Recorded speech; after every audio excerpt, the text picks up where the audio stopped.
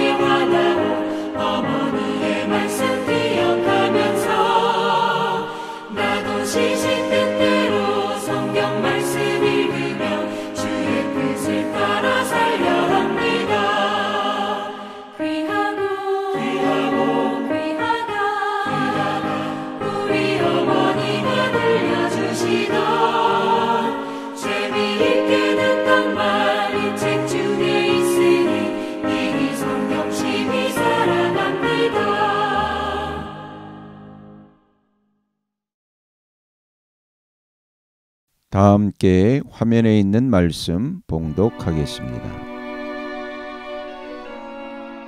제9장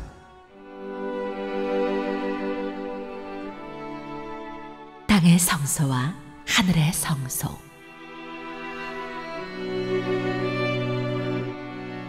첫 번째 언약에도 예배 규정과 세상에 속한 성소가 마련되어 있었습니다. 한 장막을 지었는데 곧 첫째 칸에 해당하는 장막입니다. 그 안에는 촛대와 상이 있고 빵을 차려 놓았으니 이곳을 성소라고 하였습니다. 그리고 둘째 휘장 뒤에는 지성소라고 하는 장막이 있었습니다. 거기에는 금으로 만든 분향 제단과 온통 금으로 입힌 언약궤가 있고 그 안에는 만나를 담은 금항아리와 싹이 난 아론의 지팡이와 언약을 새긴 두 돌판이 들어 있었습니다. 그리고 그 언약궤 위에는 영광에 빛나는 그룹들이 있어서 속죄판을 그 날개로 내리덮고 있었습니다. 지금은 이것들을 자세히 말할 때가 아닙니다. 이것들이 이렇게 마련되어 있어서 첫째 칸 장막에는 제사장들이 언제나 들어가서 제사 의식을 집행합니다.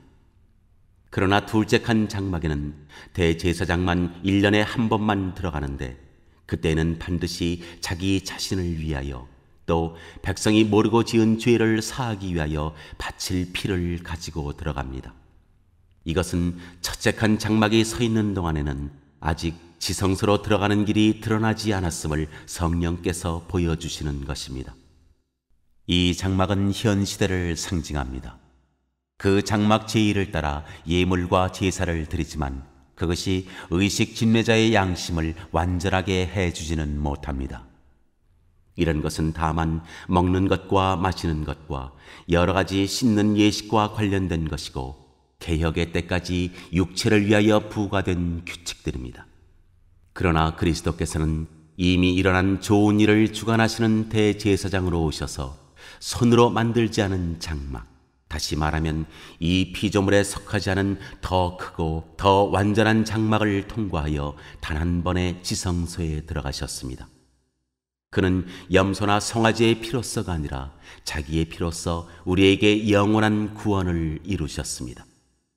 염소나 황소의 피와 암송아지의 죄를 더러워진 사람들에게 뿌려도 그 육체가 깨끗하여져서 그들이 거룩하게 되거든 하물며 영원한 성령을 힘입어 자기 몸을 흠없는 제물로 삼아 하나님께 바치신 그리스도의 피야말로 더욱더 우리들의 양심을 깨끗하게 해서 우리로 하여금 죽은 행실에서 떠나서 살아계신 하나님을 섬기게 하지 않겠습니까?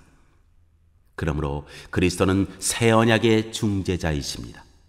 그는 첫 번째 언약 아래에서 저지른 범죄에서 사람들을 구속하시기 위하여 죽으심으로써 부르심을 받은 사람들로 하여금 약속된 영원한 유업을 차지하게 하셨습니다. 유언의 효력을 논의하는 경우에는 유언한 사람이 죽었다는 확인이 꼭 필요합니다. 유언이라는 것은 유언한 사람이 죽어야만 효력을 냅니다. 유언한 사람이 살아있는 동안에는 유언은 아무런 효력이 없기 때문입니다. 이러므로 첫 번째 언약도 피 없이 세운 것은 아닙니다. 모세가 율법을 따라 모든 계명을 백성에게 말한 뒤에 물과 붉은 양털과 우슬초와 함께 송아지 피와 염소 피를 취하여 언약책과 온 백성에게 뿌리고서 이것은 하나님께서 여러분에게 명하신 언약의 피입니다 하고 말하였습니다. 또 같은 방식으로 그는 장막과 제사의식에 쓰이는 모든 기구에도 피를 뿌렸습니다. 율법에 따르면 거의 모든 것이 피로 깨끗해집니다. 그리고 피를 흘림이 없이는 죄를 사함이 이루어지지 않습니다.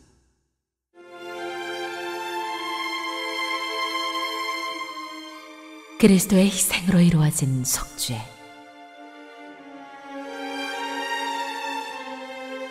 그러므로 하늘에 있는 것들의 모형물은 이런 여러 의식으로 깨끗해져야 할 필요가 있지만 하늘에 있는 것들은 이보다 나은 희생 제물로 깨끗해져야 합니다.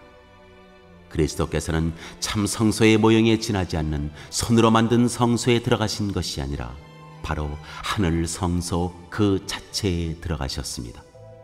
이제 그는 우리를 위하여 하나님 앞에 나타나셨습니다. 대제사장은 해마다 짐승의 피를 가지고 성소에 들어가지만 그리스도께서는 그 몸을 여러 번 바치실 필요가 없습니다. 그리스도께서 그 몸을 여러 번 바치셔야 하였다면 그는 창세 이래로 여러 번 고난을 받아야 하셨을 것입니다. 그러나 이제 그는 자기를 희생 제물로 드려서 죄를 없이 하시기 위하여 시대의 종말에 단 한 번 나타나셨습니다. 사람이 한 번 죽는 것은 정해진 일이요 그 뒤에는 심판이 있습니다. 이와 같이 그리스도께서도 많은 사람의 죄를 짊어지시려고 단 한 번 자기 몸을 제물로 바치셨고 두 번째로는 죄와는 상관없이 자기를 기다리고 있는 사람들에게 나타나셔서 구원하실 것입니다.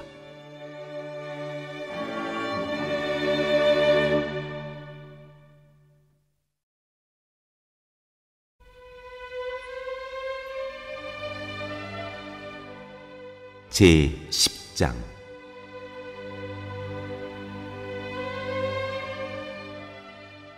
율법은 장차 올 좋은 것들의 그림자일 뿐이요 실체가 아니므로 해마다 반복해서 드리는 똑같은 희생 제사로서는 하나님께로 나오는 사람들을 완전하게 할 수 없습니다. 만일 완전하게 할 수 있었더라면 제사를 드리는 사람들이 한번 깨끗하여진 뒤에는 더 이상 죄의식을 가지지 않을 것이고 따라서 제사 드리는 일을 중단하지 않았겠습니까? 그러나 제사에는 해마다 죄를 회상시키는 효력은 있습니다. 황소와 염소의 피가 죄를 없애줄 수는 없습니다.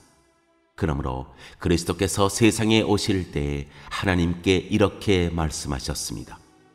주님은 제사와 예물을 원하지 않으셨습니다. 그래서 나에게 입히실 몸을 마련하셨습니다. 주님은 번제와 속죄 제를 기뻐하지 않으셨습니다. 그래서 내가 말하였습니다. 보십시오, 하나님. 나를 두고 성경에 기록되어 있는 대로 나는 주님의 뜻을 행하러 왔습니다. 위에서 그리스도께서 주님은 제사와 예물과 번제와 속죄 제를 원하지도 기뻐하지도 않으셨습니다 하고 말씀하셨습니다. 이런 것들은 율법을 따라 드리는 것들입니다. 그 다음에 말씀하시기를 보십시오. 나는 주님의 뜻을 행하러 왔습니다 하셨습니다. 그리스도께서는 두 번째 것을 세우시려고 첫 번째 것을 폐하셨습니다. 이 뜻을 따라 예수 그리스도께서 자기 몸을 단번에 들이심으로써 우리는 거룩하게 되었습니다. 모든 제사장은 날마다 제단에 서서 직무를 수행하면서 똑같은 제사를 거듭 드리지만 그러한 제사가 죄를 없앨 수는 없습니다. 그러나 그리스도께서는 죄를 사하시려고 단 한 번에 영원히 유효한 제사를 드리신 뒤에 하나님 오른쪽에 앉으셨습니다. 그리고서 그는 그의 원수들이 그의 발 아래에 굴복할 때까지 기다리고 계십니다. 그는 거룩하게 되는 사람들을 단 한 번의 희생 제사로 영원히 완전하게 하셨습니다. 그리고 성령도 우리에게 증언하여 주십니다. 먼저 이렇게 말씀하셨습니다. 주님께서 말씀하신다.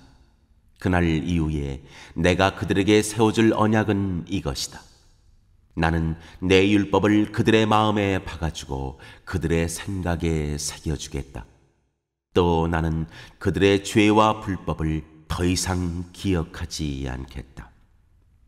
죄와 불법이 용서되었으니 죄를 사하는 제사가 더 이상 필요 없습니다.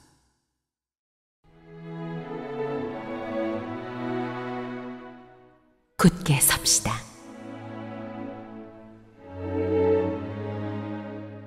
그러므로 형제 자매 여러분, 우리는 예수의 피를 힘입어서 담대하게 지성소에 들어가게 되었습니다. 예수께서는 휘장을 뚫고 우리에게 새로운 살 길을 열어주셨습니다. 그런데 그 휘장은 곧 그의 육체입니다. 그리고 우리에게는 하나님의 집을 다스리시는 위대한 제사장이 계십니다. 그러니 우리는 확고한 믿음을 가지고 참된 마음으로 하나님께 나아갑시다. 우리는 마음에다 예수의 피를 뿌려서 죄책감에서 벗어나고 맑은 물로 몸을 깨끗이 씻었습니다. 또 우리에게 약속하신 분은 신실하시니 우리는 흔들리지 말고 우리가 고백하는 그 소망을 굳게 지킵시다. 그리고 서로 마음을 써서 사랑과 선한 일을 하도록 격려합시다. 어떤 사람들의 습관처럼 우리는 모이기를 그만하지 말고 서로 격려하여 그날이 가까워 오는 것을 볼수록 더욱 힘써 모입시다. 우리가 진리에 대한 지식을 얻은 뒤에도 짐짓 죄를 짓고 있으면 속죄의 제사가 더 이상 남아있지 않습니다. 남아있다고 예상할 수 있는 것은 무서운 심판과 반역자들을 삼킬 맹렬한 불뿐입니다. 모세의 율법을 어긴 사람도 두세 증인의 증언이 있으면 가차없이 사형을 받는데 하나님의 아들을 짓밟고 자기를 거룩하게 해준 언약의 피를 대수롭지 않게 여기고 은혜의 성령을 모욕한 사람은 얼마나 더 무서운 벌을 받아야 하겠는가를 생각해 보십시오. 원수를 갚는 것은 내가 할 일이니 내가 갚아주겠다 하고 말씀하시고, 또 주님께서 그의 백성을 심판하실 것이다 하신 분을 우리는 알고 있습니다. 살아계신 하나님의 징벌하시는 손에 떨어지는 것은 무서운 일입니다. 여러분은 빛을 받은 뒤에 고난의 싸움을 많이 견뎌낸 그 처음 시절을 되새기십시오. 여러분은 때로는 모욕과 환난을 당하여 구경거리가 되기도 하고 그런 처지에 놓인 사람들의 친구가 되기도 하였습니다. 여러분은 감옥에 갇힌 사람들과 고통을 함께 나누었고, 또한 자기 소유를 빼앗기는 일이 있어도 그보다 더 좋고 더 영구한 재산이 있다는 것을 알고서 그런 일을 기쁘게 당하였습니다. 그러므로 여러분의 확신을 버리지 마십시오. 그 확신에는 큰 상이 붙어 있습니다.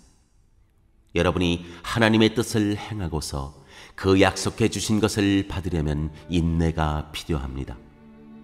이제 아주 조금만 있으면 오실 분이 오실 것이요 지체하지 않으실 것이다.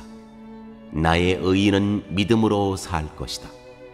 그가 뒤로 물러서면 내 마음이 그를 기뻐하지 않을 것이다. 우리는 뒤로 물러나서 멸망할 사람들이 아니라 믿음을 가져 생명을 얻을 사람들입니다.